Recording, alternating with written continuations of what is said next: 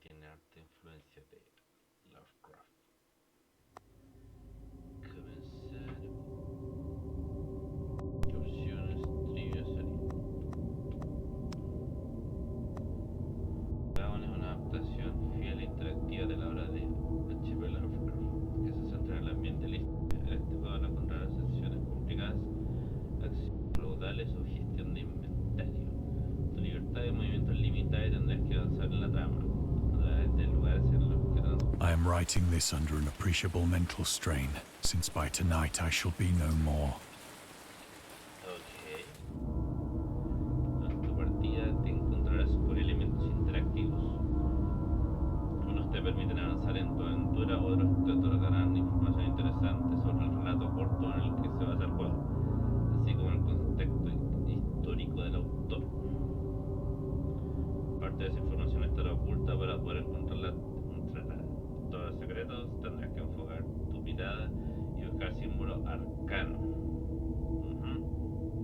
Para acceder a la información que se encontrará en el menú principal.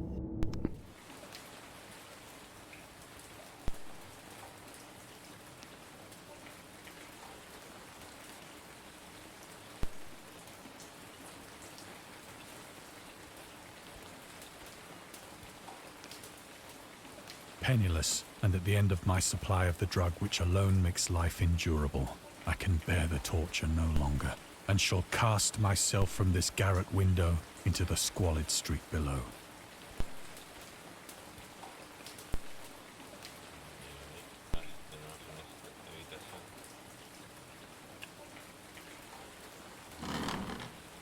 Do not think from my slavery to morphine that I am a weakling or a degenerate. When you have read these hastily scrawled pages, you may guess, though never fully realize, why it is that I must have forgetfulness or death.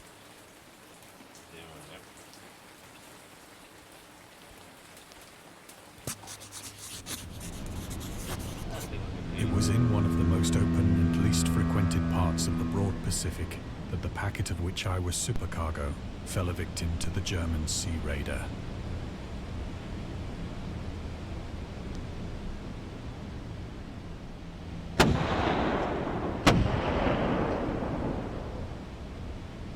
The Great War was then at its very beginning, and the ocean forces of the Hun had not completely sunk to their later degradation. So that our vessel was made a legitimate prize, whilst we of her crew were treated with all the fairness and consideration due us as naval prisoners.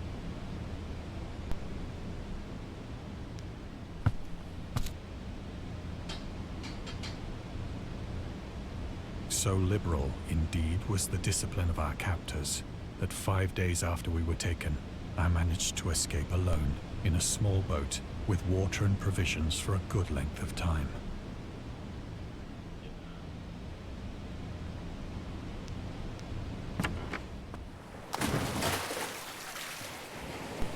When I finally found myself adrift and free, I had but little idea of my surroundings. Never a competent navigator, I could only guess vaguely by the sun and stars that I was somewhat south of the equator. Of the longitude, I knew nothing, and no island or coastline was in sight.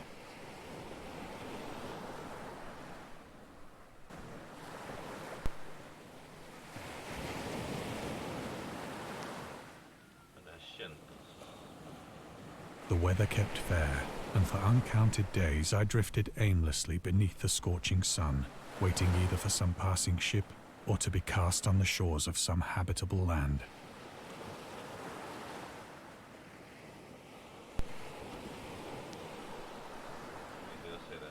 But neither ship nor land appeared, and I began to despair in my solitude upon the heaving vastness of unbroken blue.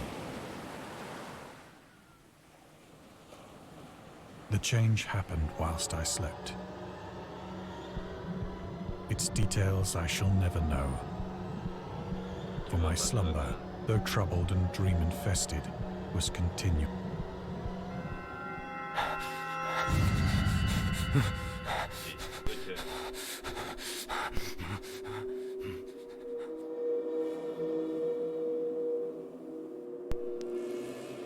When at last I awoke, it was to discover myself half sucked into a slimy expanse of hellish black mire, which extended about me in monotonous undulations as far as I could see,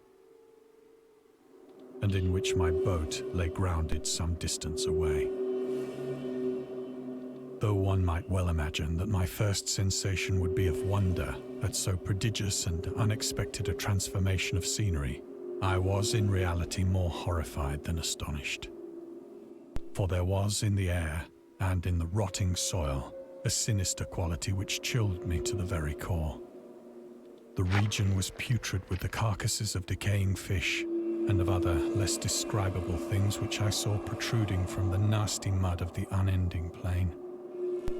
Perhaps I should not hope to convey in mere words the unutterable hideousness that can dwell in absolute silence and barren immensity.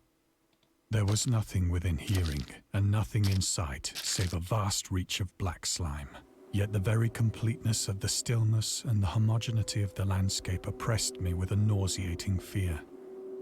The sun was blazing down from a sky which seemed to me almost black in its cloudless cruelty, as though reflecting the inky marsh beneath my feet.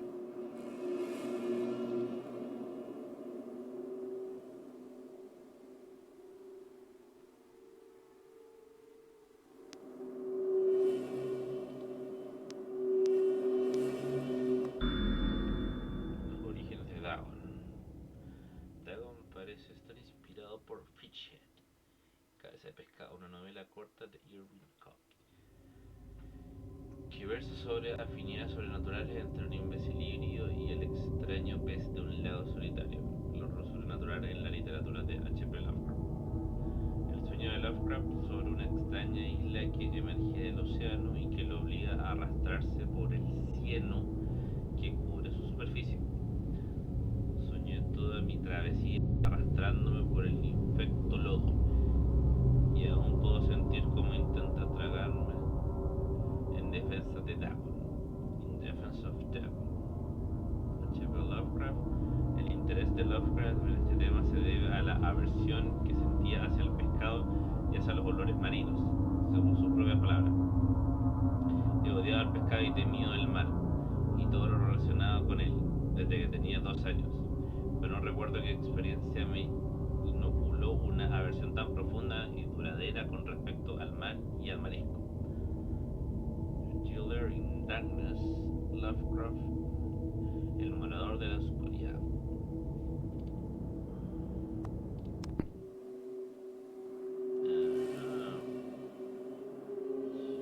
Ahí está el bote. La wea, sonido culeado. As I crawled into the stranded boat, I realized that only one theory could explain my position. ¿Cuál sería? Through some unprecedented volcanic upheaval, a portion of the ocean floor must have been thrown to the surface, exposing regions for which innumerable millions of years had lain hidden under unfathomable watery depths. So great was the extent of the new land which had risen beneath me that I could not detect the faintest noise of the surging ocean, straining my ears as I might.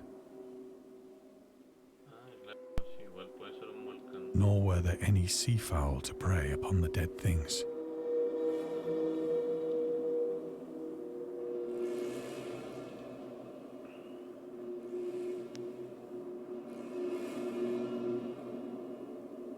For several hours I sat thinking or brooding in the boat, which lay upon its side and afforded a slight shade as the sun moved across the heavens. As the day progressed, the ground lost some of its stickiness and seemed likely to dry sufficiently for traveling purposes in a short time. That night I slept but little, and the next day I made for myself a pack containing food and water, preparatory to an overland journey in search of the vanished sea and possible rescue.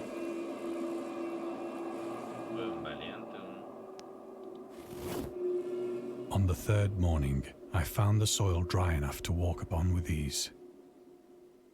The odor of the fish was maddening, but I was too much concerned with graver things to mind so slight an evil, and set out boldly for an unknown goal. Otra cosa rara para ver por acá. Vamos por allá. All day I forged steadily westward, guided by a faraway hummock which rose higher than any other elevation on the rolling desert. Quizá hueá. ¿Y esta?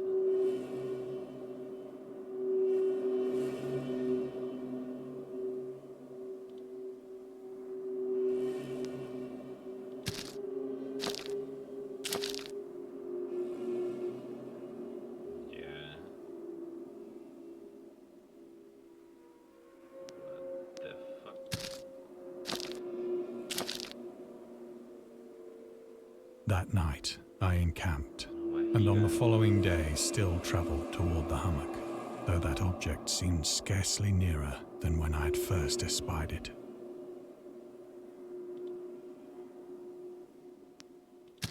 Tengo que llegar allá.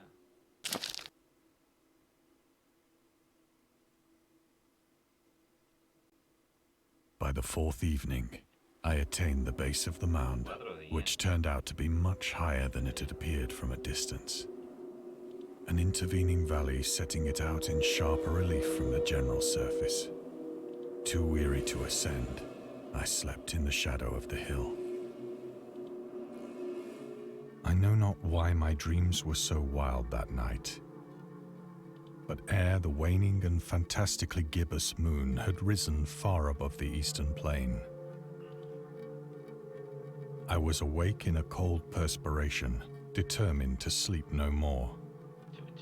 Such visions as I had experienced were too much for me to endure again, and in the glow of the moon I saw how unwise I had been to travel by day. Without the glare of the parching sun, my journey would have cost me less energy. Indeed, I now felt quite able to perform the ascent which had deterred me at sunset. Picking up my pack, I started for the crest of the eminence.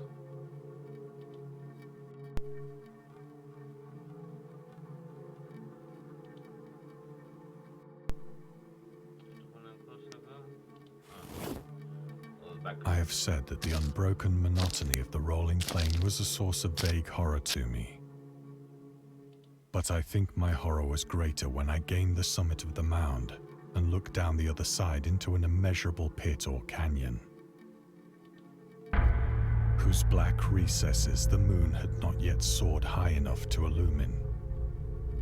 I felt myself on the edge of the world,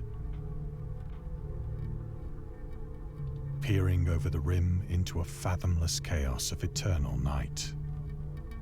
Through my terror ran curious reminiscences of Paradise Lost, and of Satan's hideous climb through the unfashioned realms of darkness. As the moon climbed higher in the sky, I began to see that the slopes of the valley were not quite so perpendicular as I had imagined. Qué guay que llegue allá. Ledges and outcroppings of rock afforded fairly easy footholds for a descent, whilst after a drop of only a few hundred feet, the declivity became very gradual. Amigo, no vayas ahí. Mala idea hacer esto. Urged on by an impulse which I cannot definitely analyze, I scrambled with difficulty down the rocks and stood on the gentler slope beneath, gazing into the Stygian deeps where no light had yet penetrated. All at once, my attention was captured by a vast and singular object on the opposite slope, which rose steeply about 100 yards ahead of me. An object that gleamed whitely in the newly bestowed rays of the ascending moon. Puta, ya weón, va a ir allá. Oh. That it was merely a gigantic piece of stone, I soon assured myself. But I was conscious of a distinct impression that its contour and position were not altogether the work of nature. A closer scrutiny filled me with sensations I cannot express. for despite its enormous magnitude and its position in an abyss which had yawned at the bottom of the sea since the world was young, I perceived beyond a doubt that the strange object was a well-shaped monolith, whose massive bulk had known the workmanship and perhaps the worship of living and thinking creatures. Dazed and frightened, yet not without a certain thrill of the scientist's or archaeologist's delight,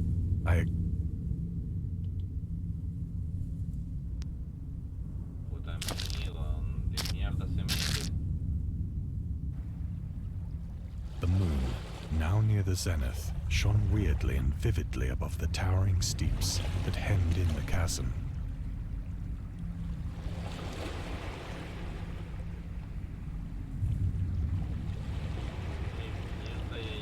And revealed the fact that a far-flung body of water flowed at the bottom, winding out of sight in both directions and almost lapping my feet as I stood on the slope.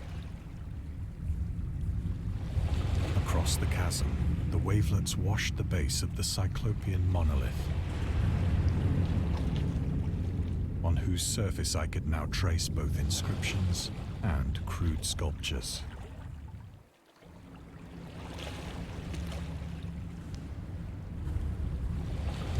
The writing was in a system of hieroglyphics unknown to me and unlike anything I'd ever seen in books, consisting for the most part of conventionalized aquatic symbols such as fishes, eels, octopi, crustaceans, mollusks, whales, and the like. Several characters obviously represented marine things which are unknown to the modern world, but whose decomposing forms I had observed on the ocean-risen plain. It was the pictorial carving, however, that did most to hold me spellbound.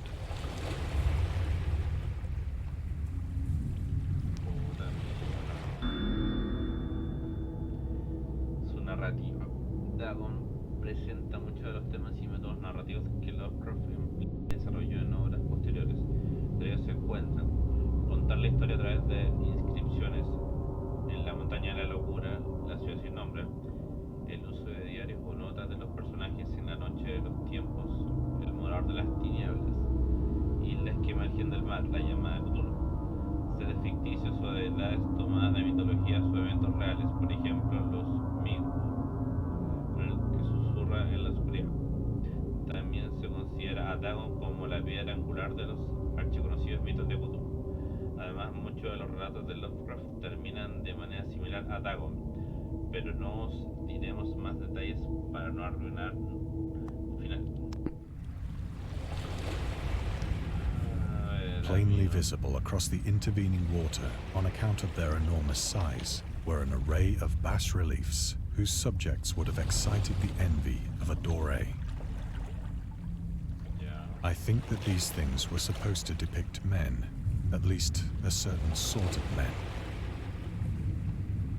Though the creatures were shown disporting like fishes in the waters of some marine grotto, or paying homage at some monolithic shrine which appeared to be under the waves as well.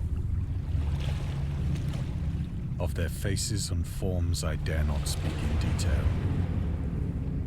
for the mere remembrance makes me grow faint. Grotesque beyond the imagination of a Poe or a Bulwer.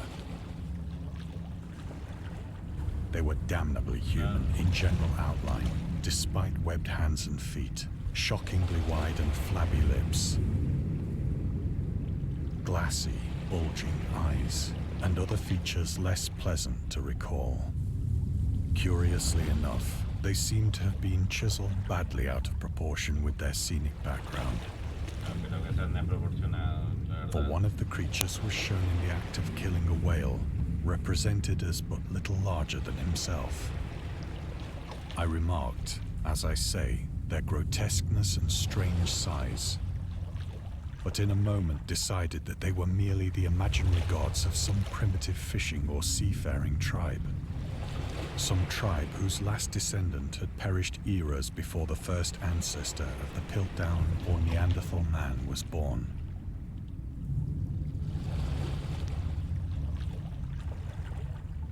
awestruck at this unexpected glimpse into a past beyond the conception of the most daring anthropologist. I stood musing whilst the moon cast queer reflections on the silent channel before me. Then, suddenly, I saw it.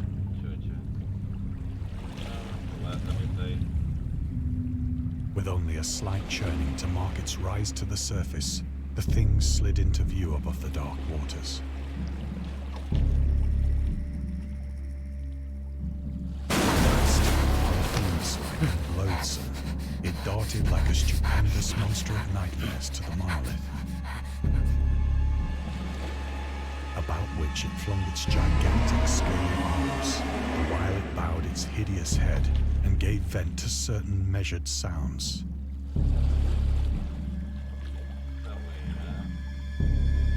I think I went mad then. Of my frantic ascent of the sloping cliff and of my delirious journey back to the stranded boat, I remember little.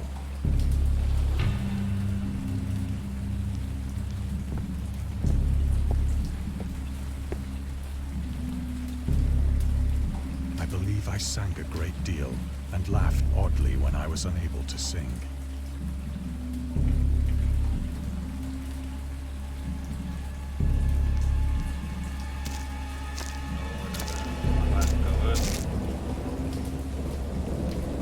I have indistinct recollections of a great storm sometime after I reached the boat.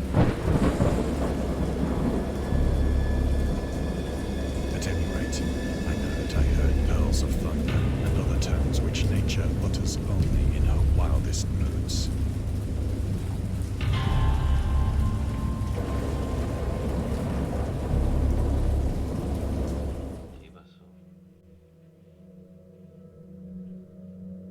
When I came out of the shadows, I was in a San Francisco hospital, brought thither by the captain of the American ship which had picked up my boat in mid-ocean.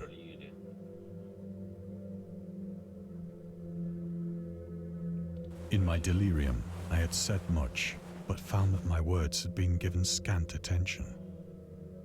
Of any land upheaval in the Pacific, my rescuers knew nothing.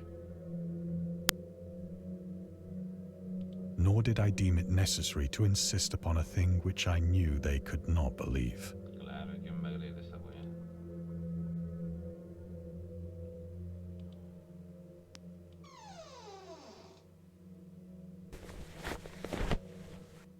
Once I sought out a celebrated ethnologist and amused him with peculiar questions regarding the ancient Philistine legend of Dagon, the fish god.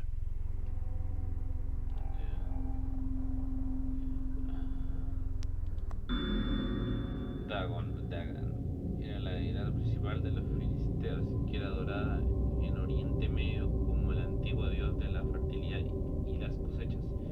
En hebreo, la palabra Dagan era un nombre común para referirse al grano. Los reyes de Acadia, Mesopotamia, lo eligieron como el santo patrón de sus conquistas bélicas. También se le menciona como el juez de los muertos en un poema asirio y como guarda de una prisión del inframundo en un texto babilonio. A menudo se le suele confundir con un dios pez debido a la incorrecta interpretación de su nombre, ya que en hebreo la palabra Dag significa pez. En la obra de H.P. Lovecraft, Dagon es una deidad submarina que gobierna sobre los profundos, una raza humanoide con rasgos de peces que habitan los océanos. La orden esotérica de Dagon, una secta secreta, lo adoran como un dios.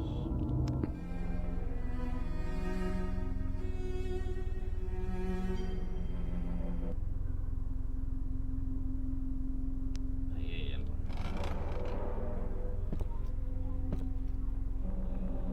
But soon perceiving that he was hopelessly conventional, I did not press my inquiries. Ahí está el Necronomicon.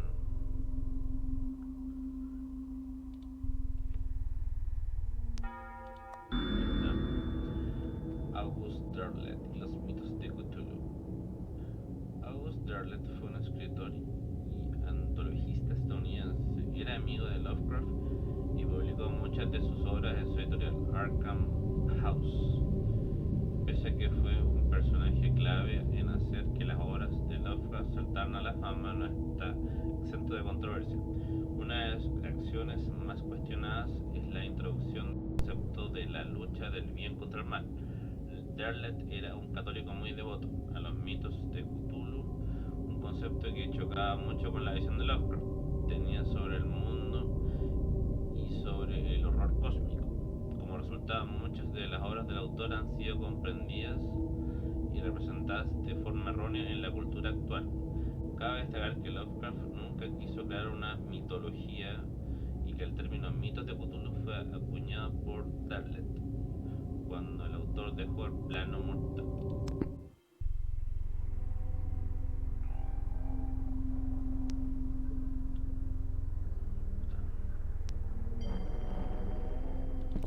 Vamos para allá, entonces.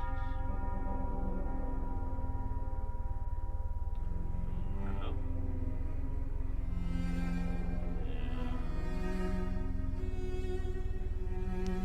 A la puerta.